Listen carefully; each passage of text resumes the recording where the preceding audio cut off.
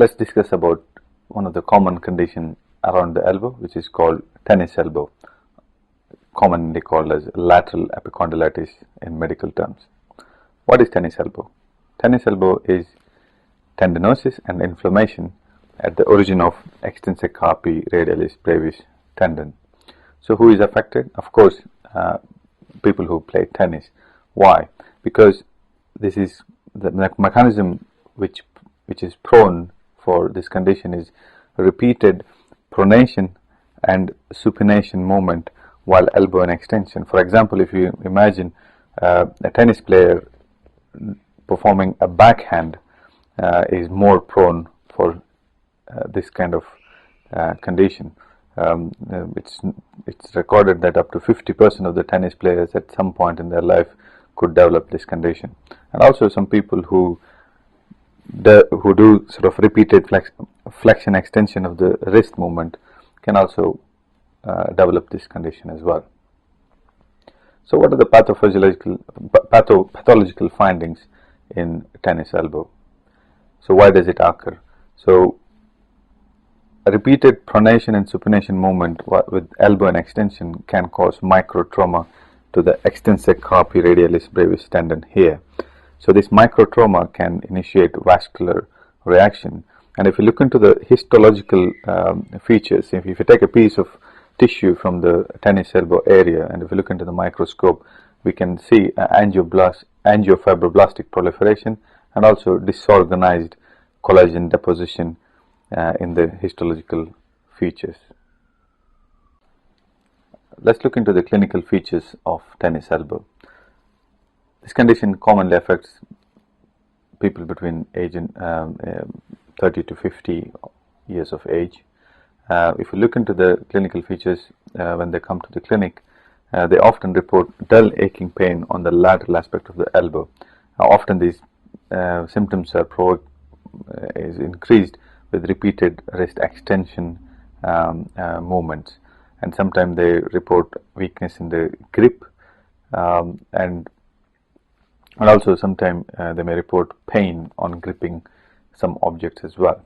And if you clinically examine the patient, if you look at the elbow, it may appear completely absolutely normal, but when you start palpating, you may encounter tenderness at the origin of ECRB tendon, which is a few millimeters distal to the tip of the lateral epicondyle. So, and if you compare the grip between the affected and the unaffected side, there may be reduced grip strength as well. So, and there are certain movements which can provoke this pain at the origin of ECRB. For example, with the wrist in extension, resisted wrist extension can provoke this pain.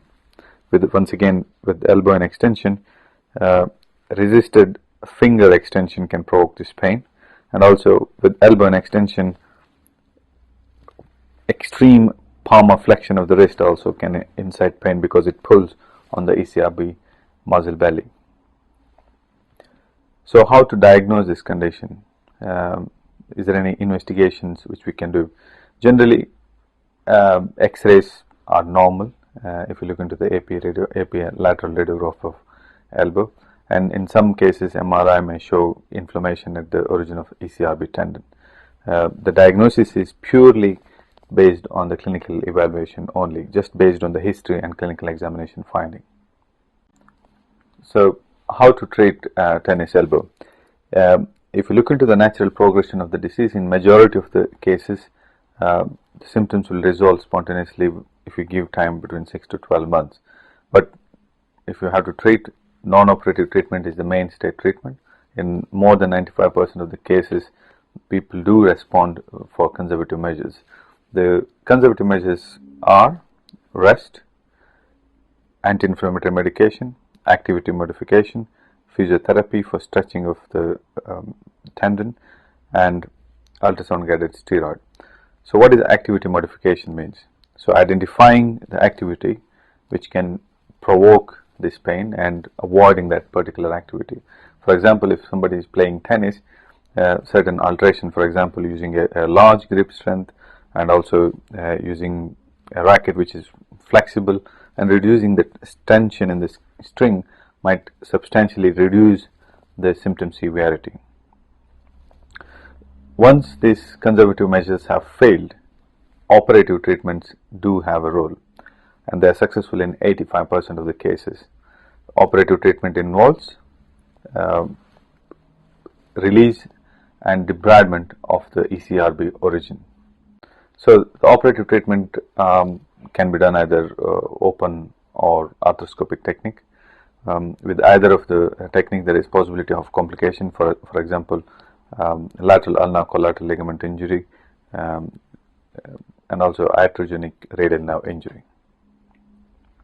So if you have to conclude, in summary, tennis elbow is inflammation and tendinosis at the origin of the extensor carpi radialis brevis muscle origin.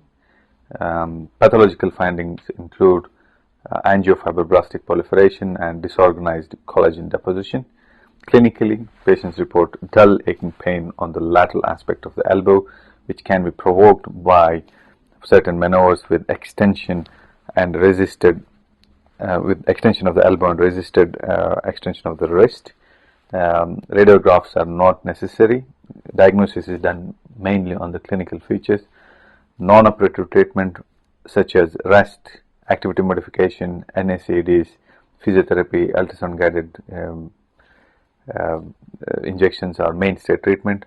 Operative treatment involves release and debridement of the ECRB origin. This concludes tennis elbow